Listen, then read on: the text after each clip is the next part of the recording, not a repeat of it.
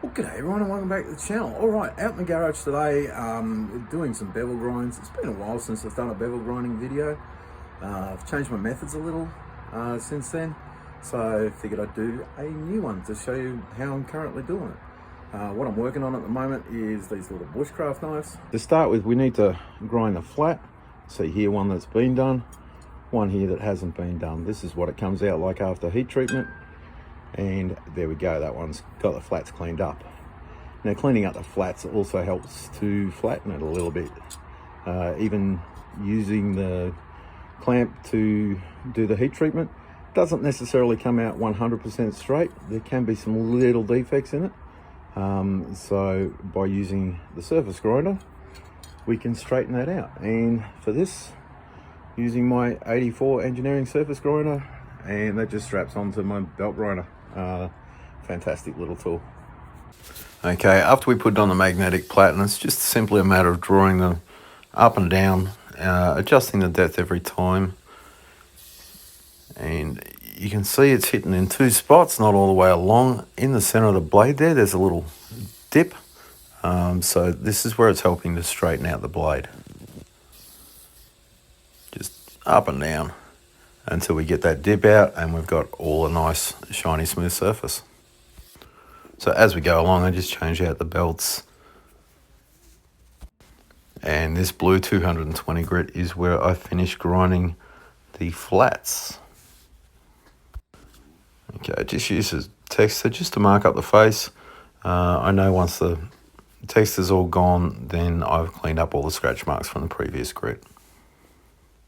Once our flats are nice and clean, just need to clean up that blade section, including up here into that pointed bit, because once we do the bevels, we don't want to be cleaning back to that. This is the same small wheel, so I'll clean up the inside of these handles at the same time.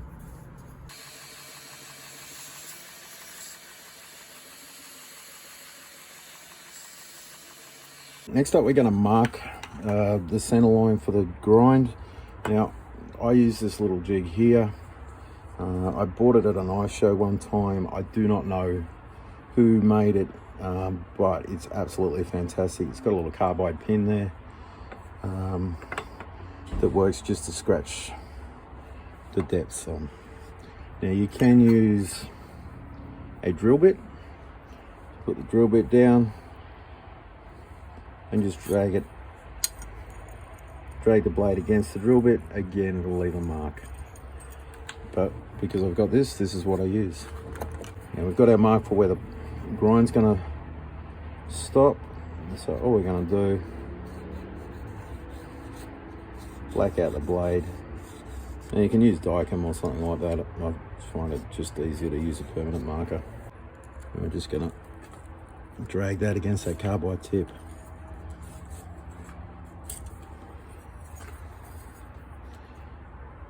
And we do that from both sides.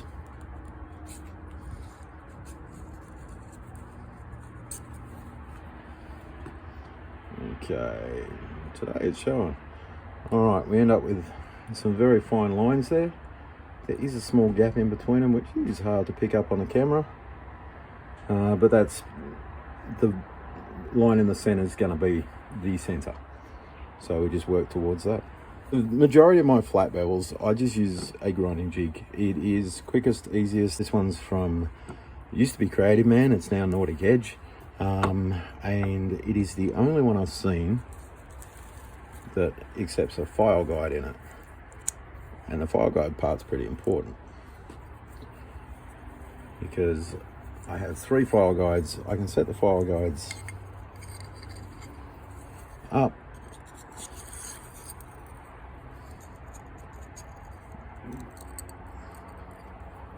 Basically like that. Easiest to do it in the jig.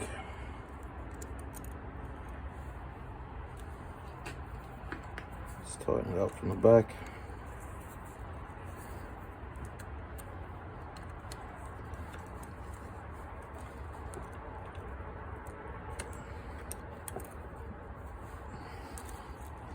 Okay, and the file guide holds it in place. You can see there's our mark. needs to move a wee bit, which may not be seen on camera. But there's our mark. Holds the height in the right spot. I just need to put a clamp on it, just to hold it, to hold it and stop it from moving. And I can set up the file guides on all 3 knives and just swap them over and just keep grinding. So really handy that way. Hasn't got an angle gauge on it.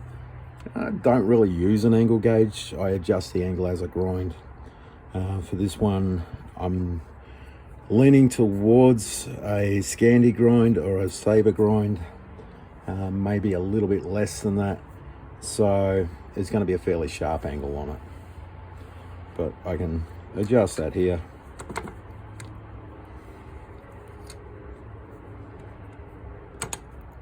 To get that sharper angle.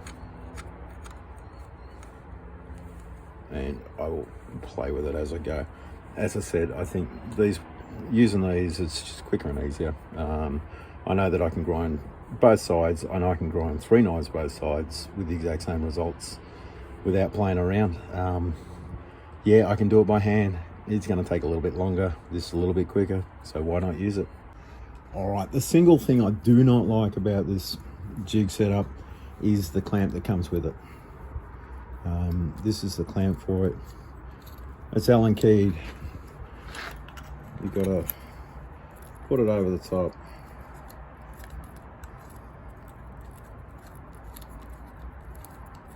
Like so. And then do it up, tighten it up with the Allen key. Like so. The problem is that takes away the versatility that I love about this jig, because it takes so long to tighten it up, undo it. Means switching it backwards and forwards is a pain in the butt with it. So all I use is just a little lockjaw and just clamp that on. It's just quicker and easier.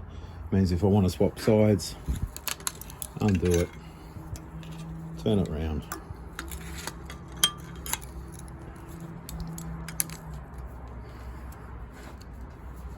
If I want to swap out knives,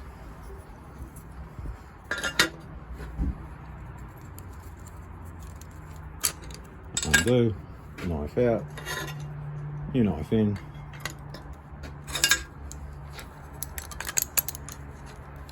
clamp it up.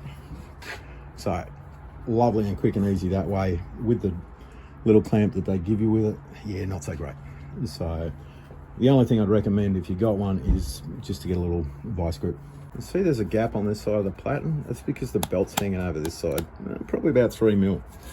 I find when I'm grinding, if I've got that 3 mil hangover, just softens the edge of the belt, and it's not going to be as abrupt going into the bevel as if I've got it hard against. So yeah, just a little 3 mil hangover, grind that, and then just adjust the tracking so it's hanging over this side for the other one.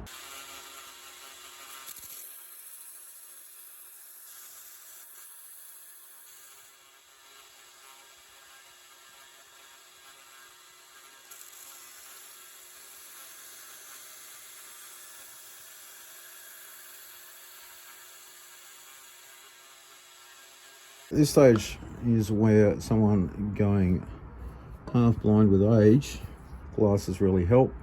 We want to just track how much meat we've got left there and how high we're going there. Okay, that's a fairly even grind. Needs a bit more on this edge. You can do them by eye, you can trace them out, but yeah, it does work. Okay, using a jig, it's not the be all and end all. It doesn't mean that you need no skills anymore once you start using a jig, which I think a lot of people think that as soon as you get a jig in your hand, that's it, you're going to cut perfect bevels. It's not true. If you come in exaggerated, but if you come in on an angle like that, you're going to cut too deep back at this end. So your bevel's going to be too deep at the choil, and in that case you're going to end up higher up here, coming back down to that grind. The other mistake you can make is you come in too much on this angle. And if you do that, what you end up with is a gouge up here. So if you come in on that angle and then go flat, you end up with a gouge. So that's pretty nasty. So you want to come in nice and flat every time and keep your speed moving across nice and consistent. If you do that, then you'll get a nice even bevel, but it takes practice to do it. It's not a matter of put the knife in a bevel, go for it, and you get a perfect grind every time. So there's our bevel ground. You want to make sure you're dipping in water fairly often because this is already a heat treated and tempered blade, and you don't want to get the steel up close to the temperature that you tempered at, because if you do that, you're going to ruin the temper on the knife. So nice consistent bevel. Come up a wee bit higher than I planned, but that's fine. There's still, I've just come down to the first line. There's still a little bit in the center, but when I do the other grits, it's going to take that away. All right, so there's the third one, all finished off. They've all been ground to this 40 grit, which is the coarsest grit that I start with. And now we need to change belts.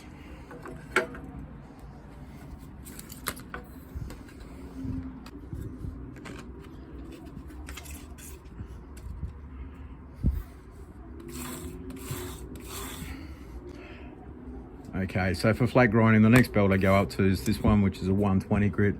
It's a ceramic belt, pretty high wearing. You can see it's a bit dirty from use and that sort of thing, but it's still got enough grit on it to do the cuts that we need. So I'll go through on the 120. All right, from the 120 we go up to this belt, which is a 220. This one's zirconium. I did have a supplier in Australia, but the guy is not very reliable, so I've actually had to order them straight from China. Yeah, I was on edge buying something from China, but the belts came through and been really happy with them. It's really hard to find zirconium that's this high, and zirconium stands up a lot better than aluminium oxide, which is the normal grit on the belts for this grit. Little trick, what I do to show where I've cut, bit of permanent marker, trying not to hit the stand. This will go right into the depth of, you know, all the scratches from the grit. It goes right into the depth of those, and that way you can see that you've cut through. The idea at this stage is we're trying to refine the scratches and get smaller scratches. We can't get smaller scratches if we don't take all the scratches out.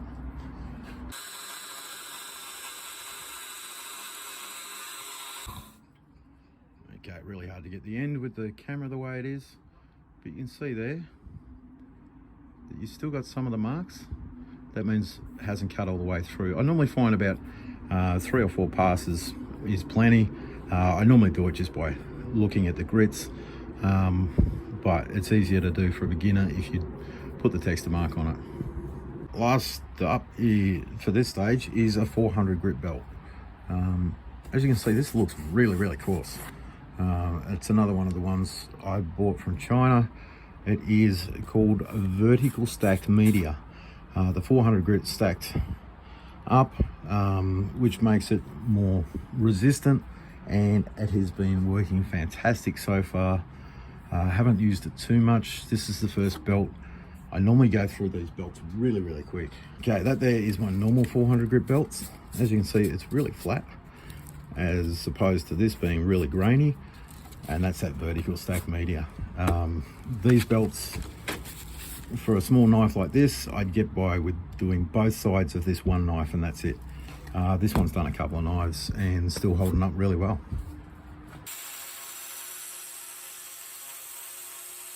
All right, so there's our bevels all ground. Last thing we want to do before we go to Maker's Mark stage is just clean up the flats. They were finished at 220. Want to get them to 400, the same as the bevels. So all I use is just a welder's magnet. and then come back against the flat of the platen.